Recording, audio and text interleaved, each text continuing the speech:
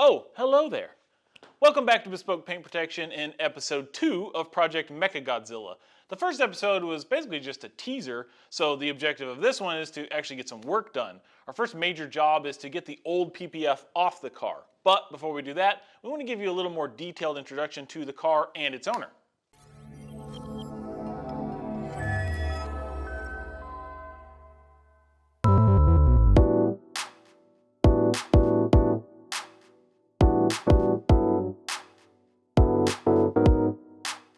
I've been a car enthusiast since I was a kid. I've been fixing up cars since I was 16 and owned a lot of Nissans in my past. I actually have an R32 GTR that I bought, imported, and have done a ton of work to. It's got a built motor, single turbo setup, and all kinds of crazy things. But I wanted something a little bit more newer and more modern that I could daily drive. Something that's a little more comfortable. That's not a 30-year-old Japanese car. So the R35 was kind of the next logical step in progression and going down more JDM rabbit holes. I got the R35 for myself, but also for Bespoke. I wanted a car that can kind of fit in with our clientele, and we can go to events with and take it to the track. Also showcase some of the stuff that we do here behind the scenes, services that we offer. And so it was just a great platform that's like a little bit more new, a little bit more modern, and kind of fits in with what we do here on a daily basis. At the end of the day, I want Project Mecha Godzilla to be the super high quality, perfect street GTR with all of the high-end paint protection film services that you could possibly get.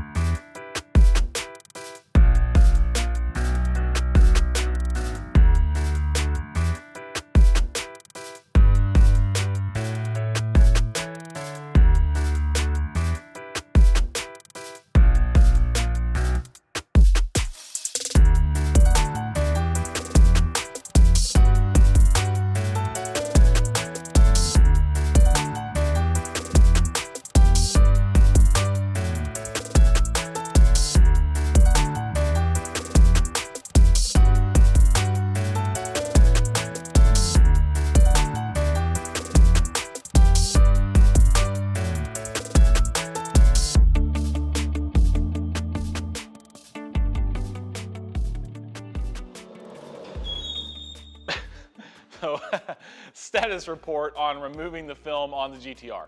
We're like 75% of the way done already. It actually has gone pretty smooth so far. We've removed everything around the car, but we left the hood and the bumper for last for a specific reason, but I'll get to that in a minute. The most important thing is that the film that was already on the car did its most important job, which is it kept the paint, for the most part, looking really clean and safe from rock chips and other kinds of damage. But the downside is the installation of the film wasn't very good, and that's where we actually found almost all of the issues that were mostly avoidable because the film worked really well when it was in the right spot and put on the right way. One thing we have seen is that there are a few rock chips, especially in places like the edges of the fender wells around the wheels where they didn't go all the way to the edge, didn't wrap around, and so obviously with the wheel spinning, it made some chips. And then the actual lines on some of the film. When they got to certain edges, they tried to hand cut them with a razor blade, which is a common practice. We do it here quite often, but there's a skill involved. And unfortunately, they weren't really very good at it. Some of the lines just don't look good. They're jagged or crooked or inconsistent. But the worst issue is that they went through the film and actually cut into the clear coat on a few spots. Luckily, it doesn't seem too bad. There's some dirt in there that makes it look really bad when we first pulled the film off. But once we wash that out, I think we'll probably be able to polish it lightly, and then once the new film goes on, I don't think you'll really see most of that, but it's just something to pay attention to when you're trying to find a really talented installer. It's a lot harder than people think, and those are some of the little skills that you might not know about if you're doing PPF installs for the first time or finding a shop for the first time. But talking about the hood and the front bumper, there's a reason why we saved those. One of the big reasons is the paint that comes on this particular GTR.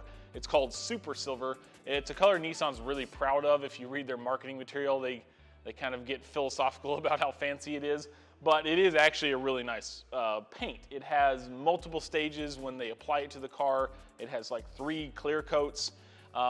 It looks really, really good, especially once the film is off now, because it did kind of discolor over time. You can see how yellow it is. Some of that's just dirt because it's been on there for several years, but it's also because I don't know how good that film is. It's not the same film we use. I think SunTech won't discolor quite as much. But because this color is a special application, we want to be extra careful when we pull it off of surface areas like the large hood or a bumper that's known to have paint transfer if you're too aggressive or you're not patient enough when you're removing it. So there's a couple techniques that we're going to show you in a little more detail that make a big difference when you're trying to be careful removing film. The first is to make use of a steamer like this one. PPF is held down with a special adhesive that, when heated up, becomes much easier to remove. Using a steamer allows us to quickly and safely heat the film and panel in a specific controlled area so the film will release its grasp on the paint, producing less risk of damaging the paint in the process. Plus, it helps the glue come off with the film so you have a lot less cleanup work to do afterward. The next technique is just for the pros. Some portions of an install will fully wrap around an edge, like on this hood. Trying to peel off a huge piece of film that's wrapped around an edge is risky and a pain in the butt, since you kind of need to pull in 2 directions at once. So with a deft touch and sharp blade, we often carefully cut the edge of the film without hitting the paint, meaning we can pull off the wrapped strip below, then more easily work to remove the larger section on top. And if you were curious how much film it takes to cover most of a large 2-door car, this gives you an idea, while also showing off Eric's excellent hand-eye coordination.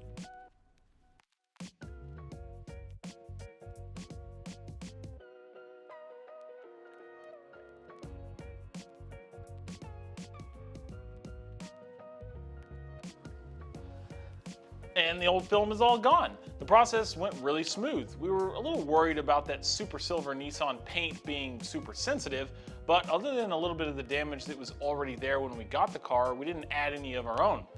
Next step is to get the car prepped so we can put new SunTech film on it, and that's also our next episode. See you then.